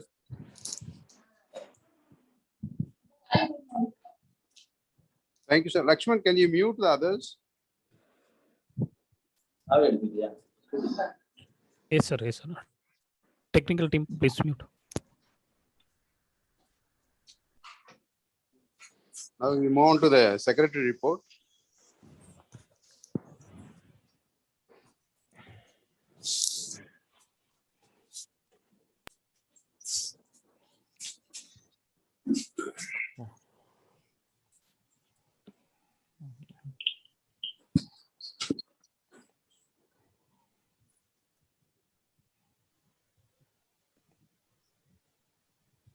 So we have two new members joined last month. Dr. Subha Imineni from, she's an assistant professor in MMC. Dr. Mohan Raj is a consultant in Bellu. So as Ram sir said, we have successfully conducted our annual meeting in Thoothukudi as a hybrid meet. In spite of this pandemic, and we had each day we have almost 100 members in person and plus 100 online presentation on both the days. And with the beautiful audio and Zoom content in the venue. So thanks Dr. Ramsubramanian and his team for the excellent arrangement and host. And we got 4 credit hours from our medical council for this annual meeting. And our TNIG IBD study was completed, and Dr. Rohan and Karthik is writing up the study. And with the help of Professor BSR, we are soon submitting this journal. Hopefully by next meeting, I think we should submit into the journal. Our next proposed study will be a TNIG CRC study. Dr. Ebi has done the full homework, and we have completed the pilot study across 5 centers, and it is for the waiting for IRB approval. Once the IRB approval is done, I think we should start this TNIG colorectal study. And other projects that were lined up will be a TNIG hepatoma study, which will be led by Dr. Eepan. This alcoholic liver disease, which is going for a year, I think Shanti and Venkatakrishnan Prem Kumar will take up, and soon we'll start this study also. Our second issue is released online as well as the print version. Hopefully all the members have received the issue, and I request all the presenters who presented today also, please write up these interesting cases in our journal, and also contribute to all the review articles and original articles to the journal, and that will make the journal more widespread and successful. Already it was quite popular among all the southern members apart from Tamil Nadu.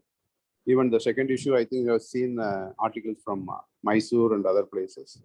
Hopefully we'll go across Tamil Nadu and across India as well as international soon.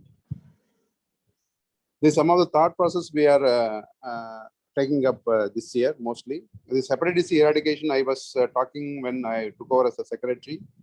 Again, Dr. Murugan spoke in this annual meet. I requested Dr. Radha, who is our GC member, to take up this with the help of Dr. Murugan and Dr. Eepan.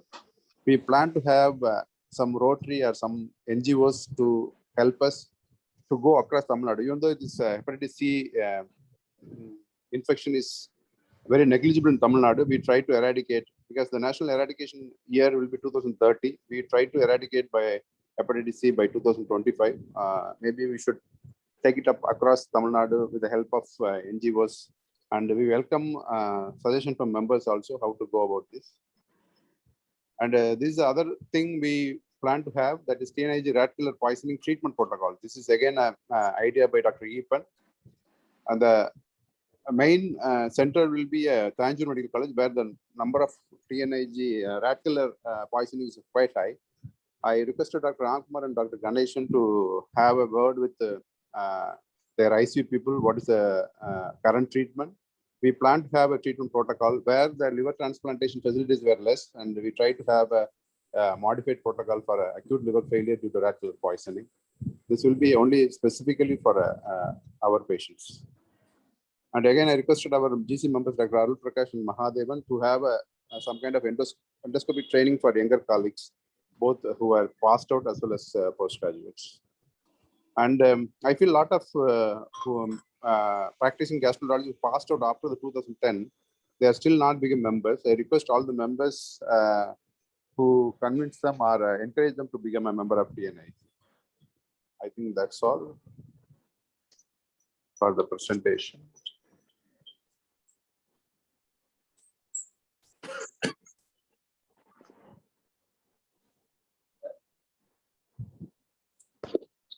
And this month CME, we thought of the clinical medicine, as Ram Subramanian said in the presidential address, that this is one of the dying art in the form of clinical medicine. Most of our senior professors, like Professor Jayanti, who literally lives for clinical medicine for her entire life.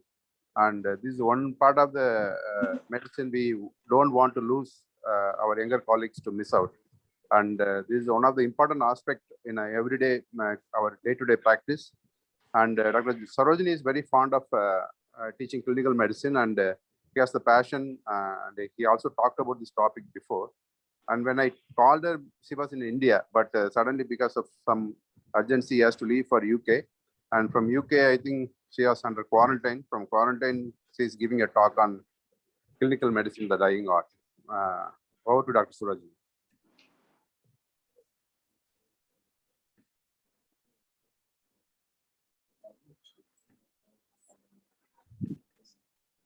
Can you see my screen? Yes, madam. Yeah.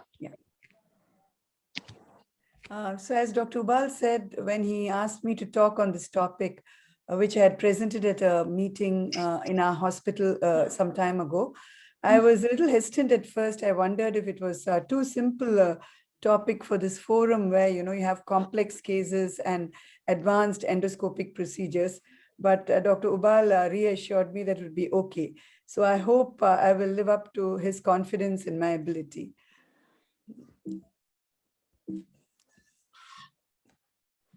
So, so advances in medical technology have completely transformed the healthcare scene in the present day. The last 2 or 3 decades have seen rapid strides in medical technology in almost all fields of medicine, especially imaging, where both functional, the diagnostic and interventional radiology have made rapid advances. Laboratory services, we've seen advanced serological tests, immunohistochemistry, and molecular biology, which is really a game changer. I don't have to talk to this audience about endoscopic techniques, both diagnostic and therapeutic, or of surgical advances as in minimally invasive and robotic.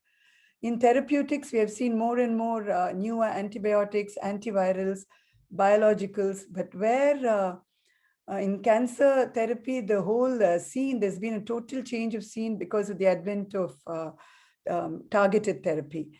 And regarding medical information and access to medical information and records is at the click of a button. So there is no doubt that medical technology is indispensable for the delivery of healthcare practice in the present day and improves patient outcomes. But what is alarming is that instead of becoming good adjuncts to clinical medicine, technologies are replacing clinical medicine, and therein lies the rub. So what exactly is clinical medicine? The dictionary describes it as the study and practice of medicine in relation to the care of patients, the art of medicine as distinguished from laboratory science. It comprises a series of steps, starting with taking a detailed history, going on to a thorough physical examination, both of which helps one make a clinical diagnosis after considering close differential diagnosis. And all this, of course, is based on the premise that the physician has a good understanding and knowledge of medicine. So I will be, the following narratives actually describe actual case scenarios encountered in my outpatient clinic, which illustrate the lack of application of clinical medicine leading to delayed or erroneous diagnosis. The first case is that of a 38-year-old female. She'd had long-standing symptoms for over a decade, non-specific symptoms of dyspepsia, anorexia, very gradual weight loss, and episodic non-bilious vomiting occurring 1 to 2 times a month and lasting a few days. There was no abdominal pain, headache, or giddiness accompanying the vomiting at any time. Her bowels were varying in consistency and frequency. There was no nocturnal stool. There was no blood or mucus in the stool. She also had generalized anxiety and insomnia. In fact, had been labeled as irritable bowel syndrome, for which she had been receiving treatment all these years. In the past, she had been described to be hypothyroid, found to be hypothyroid 5 years ago and was in supplemental therapy. She had undergone a cholecystectomy 2 years earlier for incidentally detected gallstones during evaluation of her GI complaints. 2 months prior to coming here, she had developed varicella, and she said that she required hospitalization because of altered sensorium. She was a mother of 2 children, both full-term normal delivery. The last childbirth was 17 years ago. She had been previously evaluated multiple centers, and repeated tests of laboratory tests were normal. The CBC, the liver function, renal function, chest X-ray. Ultrasound abdomen showed a normal post-cholecystectomy study. An endoscopy had shown a hiatus hernia. So she was on PPIs, prokinetics, and antidepressants and anxiolytics. So it looked like a very innocuous case, the kind of case that we see in the outpatient department very often, functional. But being the old school that I belong to, I asked for her menstrual history. And she said she was amenorrheic since her second delivery 17 years ago, and she would have been 21 at that time. So this was one of those, moments in your life when a light bulb goes off in your head. So then I asked her, did she have a lot of bleeding in the postpartum period? And she said, yes, she did. And she required blood transfusion. And then I asked her about lactation. She said that she had absolute failure of lactation, though after her first child, there was no problem.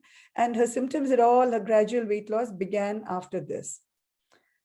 So then, the clinical examination, generally there was nothing except for evidence of weight loss. She had a very low BMI. Because of my, suspicion, I looked for secondary sexual characteristics, and there was loss of axillary hair. She also had a dry skin. And the laboratory evaluation showed that basically normal. Again, the routine tests were normal. But again, because of the clinical suspicion, we asked for an LH, prolactin, and cortisol levels, all of which were much below normal. So then I referred her to the endocrinologist, who recommended an MRI brain. Patient then brought out an MRI brain, which she said had been done at the time of a varicella infection. She hadn't shown it to me because she thought, as a gastroenterologist, I would not be interested in seeing that. And when this was reviewed, it showed an empty cellar. So there you have it, the diagnosis of Sheehan syndrome, which is postpartum hypopituitarism occurring as a result of ischemic pituitary necrosis, secondary to severe postpartum hemorrhage and shock. And this diagnosis has been missed for so many years, despite so many pointers in the clinical history, as you can see, all those marked in red, as well as the imaging. She was started on supplemental therapy, steroids, thyroxine, and estrogen, and advised follow-up after 3 months. The second case is that of a young male who was worried about the diagnosis of fatty liver on ultrasound and repeated tests of abnormal liver function since the last 2 years. He had very mild reflux symptoms, constipation, and occasional right loin pain, but was otherwise asymptomatic. There was no past history of jaundice, surgery, blood transfusion, alcohol abuse, no family history of liver disease. He was not a diabetic, normotensive. He had been evaluated again at multiple centers in the last 2 years, including a recent evaluation at a well-known hepatology unit, where his hemoglobin was 12 grams per deciliter. The LFTs showed a serum alkaline phosphatase of 540 units per liter. The transaminases, GGTP, protein, and albumin were all normal. Serum triglycerides were a little elevated. The ultrasound abdomen again showed a fatty liver. He underwent a fibroscan, which showed an S2 steatosis, no fibrosis. The MRCP was done, and that was normal. So the hepatologist reassured him, told him he had fatty liver disease, but was not advanced, and it would respond to liver supportives, dietary restriction, and exercise. But he was still anxious, and he wanted a second opinion, and that's why he came. So now, from undergraduate level, we teach the basic teaching is that when alkaline phosphatase is elevated, you first eliminate a non-hepatic cause, and only then go on to evaluation, further evaluation, such as MRCP, ERCP, liver biopsy, or serology, such as ANCA, AMA, etc. And you do this by, you could do this by heat fractionation, but this is not readily available. And if the test is not done properly, it is often inaccurate. A simpler method would be, as you all know, to do a GGTP of 5 nucleotidase. And if these are also elevated, considering it as a hepatic cause, and if they are normal, you think of it as a non-hepatic cause, which is usually from bone.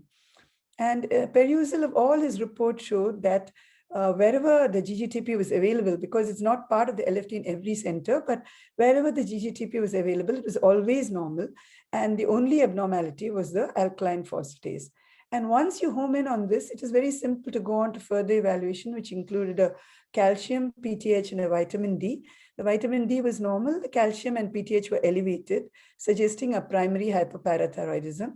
And later evaluation by the endocrinologist, this is ultrasound imaging and radionuclide imaging, confirmed a functioning parathyroid adenoma of the left inferior parathyroid gland, and he underwent excision of the left inferior parathyroid. And when he came for review a few months later, he had a normal alkaline phosphatase.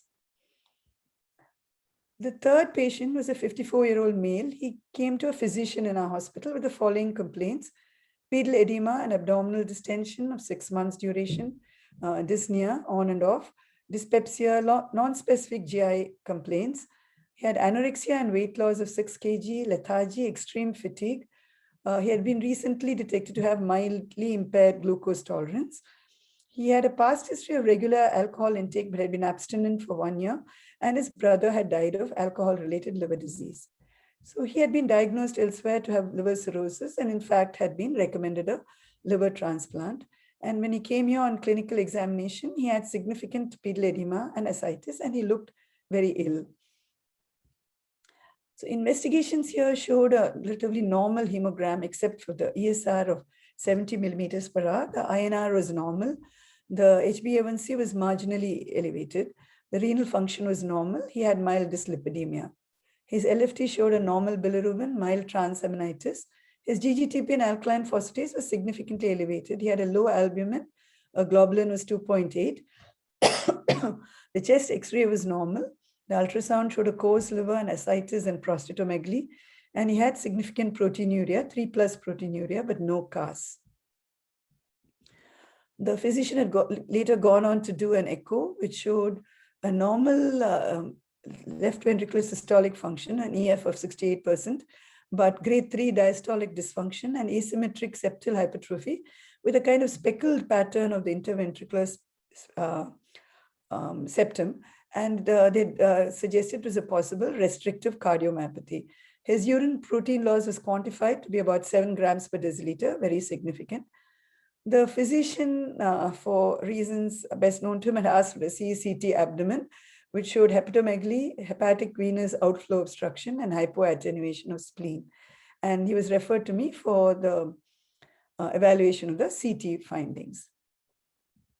So now if you look at the combination of liver disease and kidney disease with proteinuria, the possibilities include that he has cirrhosis with either an IgA nephropathy, which is often associated, or a diabetic nephropathy.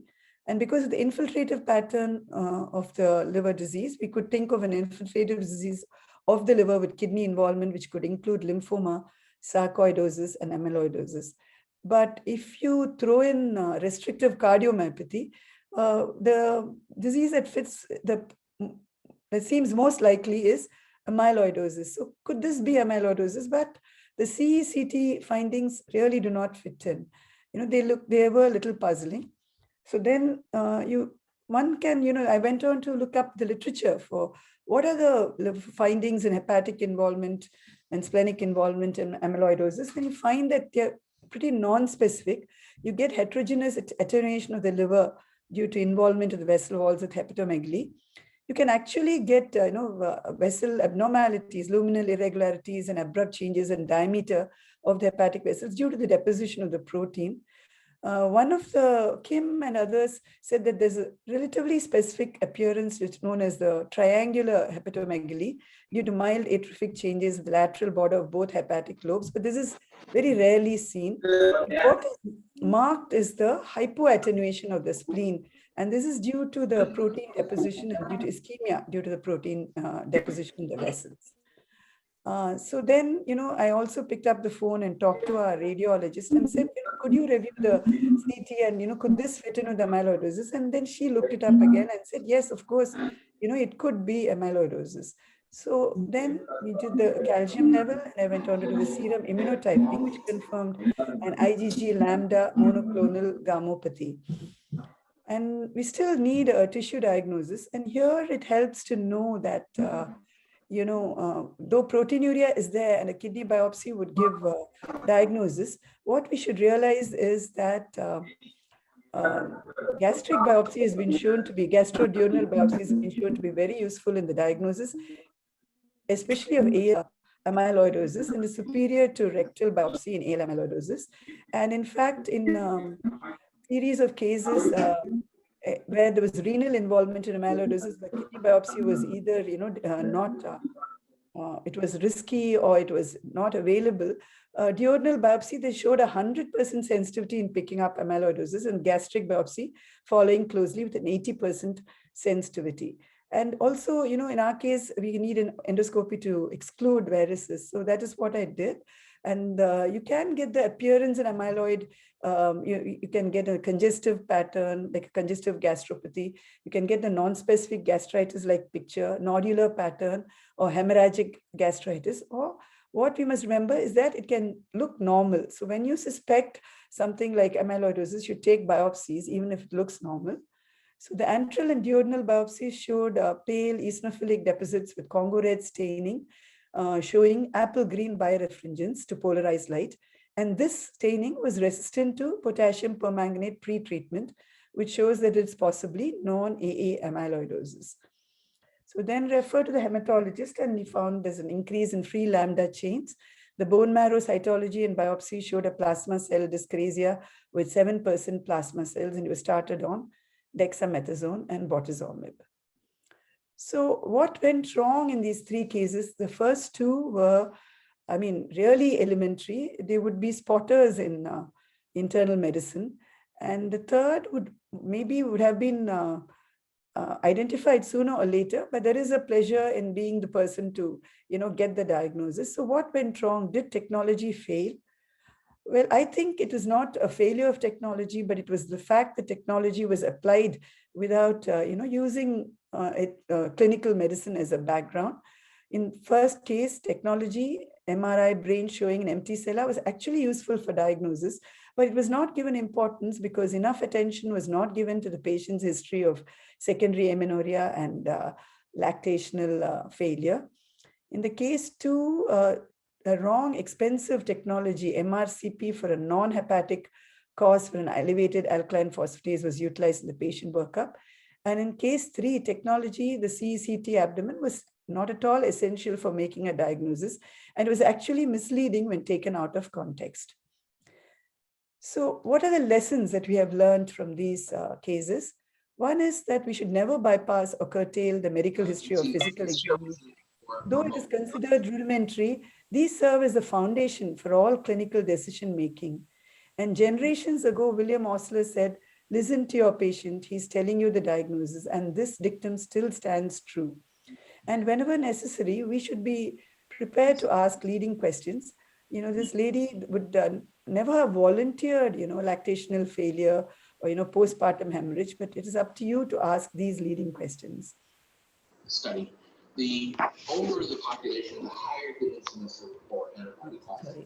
And several studies have been shown reiterating this. In 80 patients attending a general medical clinic, the diagnosis made in 66 by history alone, and in an additional 7 by physical examination, and only 7 needed the addition of investigations to make a diagnosis.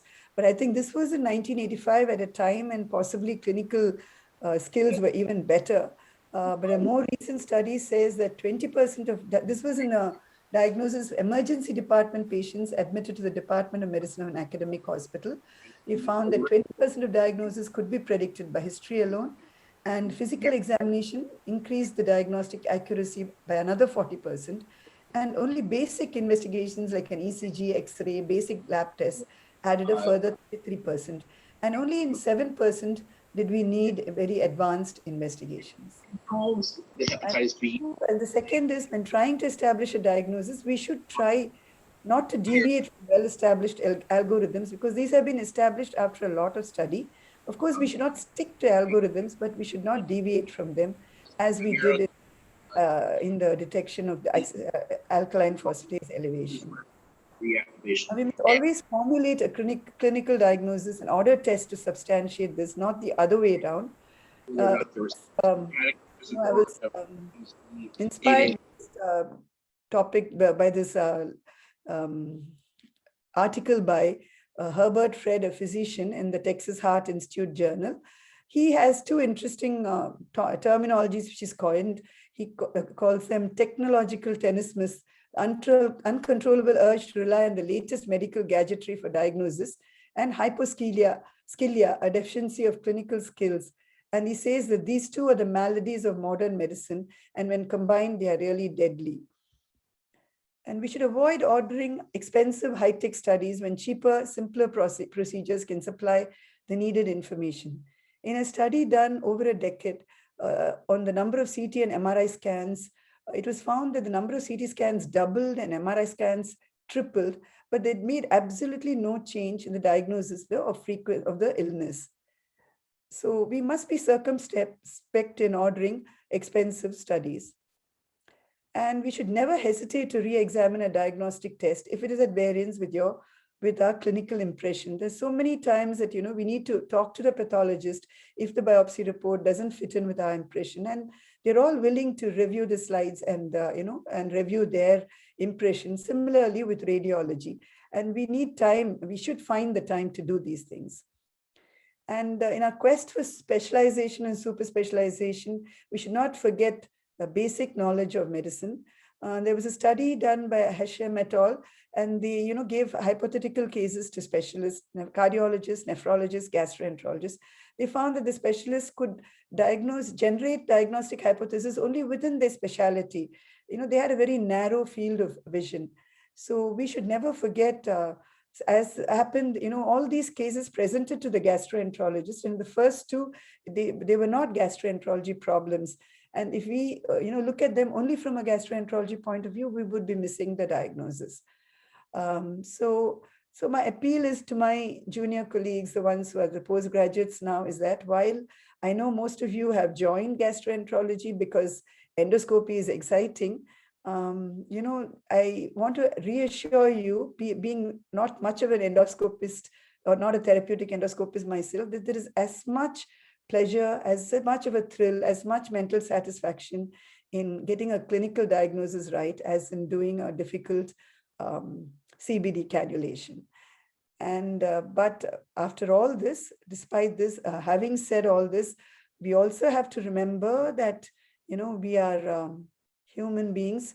We have to acknowledge, we have to be humble and acknowledge our fallibility, and we should never be afraid to say, admit to our patients, in fact, that we don't know, but we'll try our best to find the answer. And if we are honest, I'm sure our patients will appreciate it. For we must realize, and our patients must also realize, as Atul Gawande has so eloquently put it, that though we look for medicine to be an orderly field of knowledge and procedure, it is not.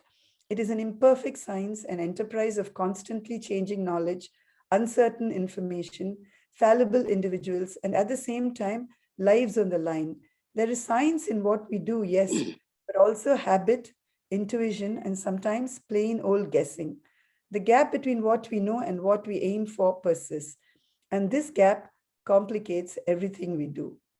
So thank you, Dr. Ubal, Dr. Ramasubramaniam, Tamil Nadu chapter, and all of you for your patient listening.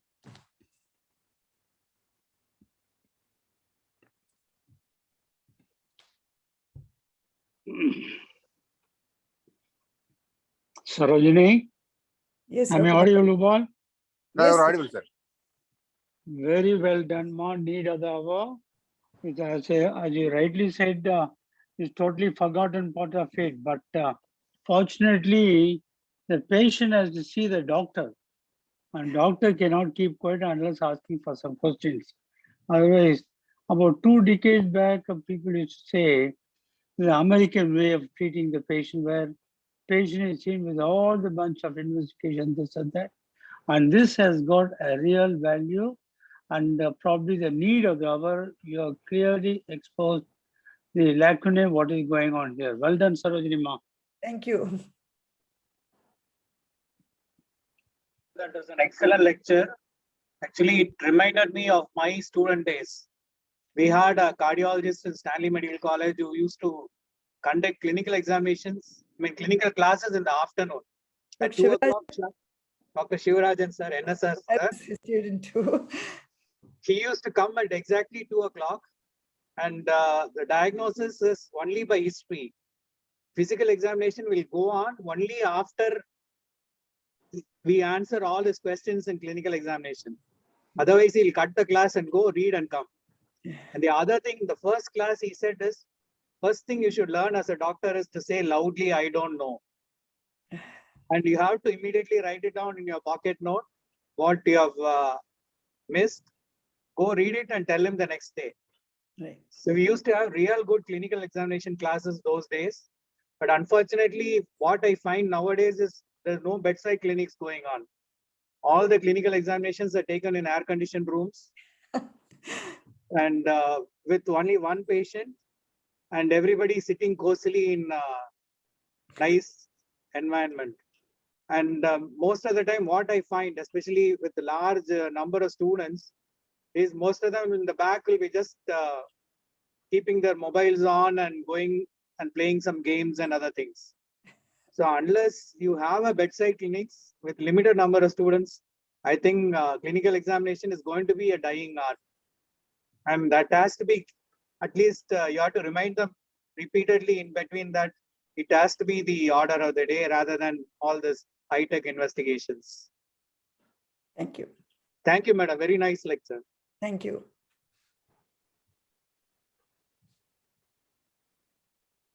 Professor KRP?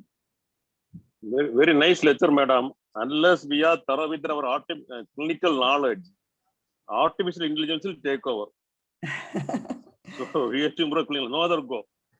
Right. Thank you, madam. Thank you. Thank you for a very nice lecture. Thank you. Thanks.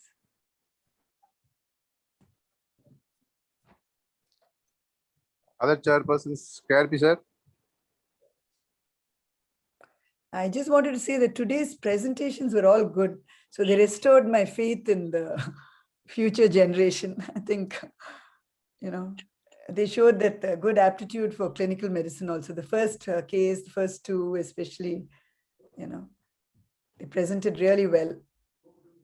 Madam, one thing very common in all these cases which are presented today is whenever there is a altered bowel habit patient coming to you and you're doing a upper GI scopy, you have to go and take a deep duodenal biopsy, which is, I think most of us won't do most of the time.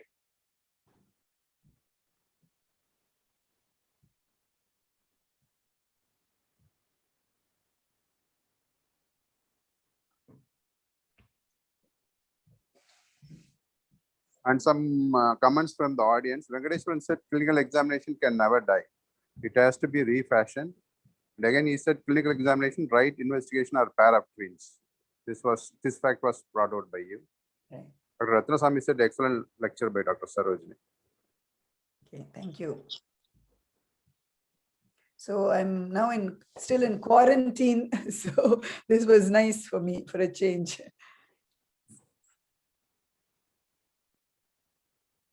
Thank you, madam. Sorry for troubling you on your vacation. No, it's nice. Bored here. So, thank you. I Bye. think that is the end. I think Prem, you're there for vote of thanks. I'm there, Rubal. I'm there, Rubal. Hi, Prem. So good evening all. On behalf of the TNISC chapter, I would like to thank ma'am, Sarojini madam, for in spite of being in UK and quarantine, for emphasizing the importance of clinical medicine in the modern era of the modern gadget medicine. Thank you, ma'am, for the excellent lecture.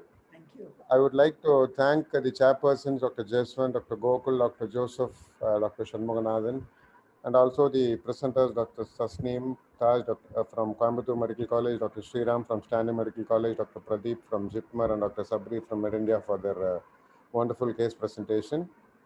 And also I would like to thank the patrons, the senior, teachers or senior colleagues, and the other postgraduates who participated in this program.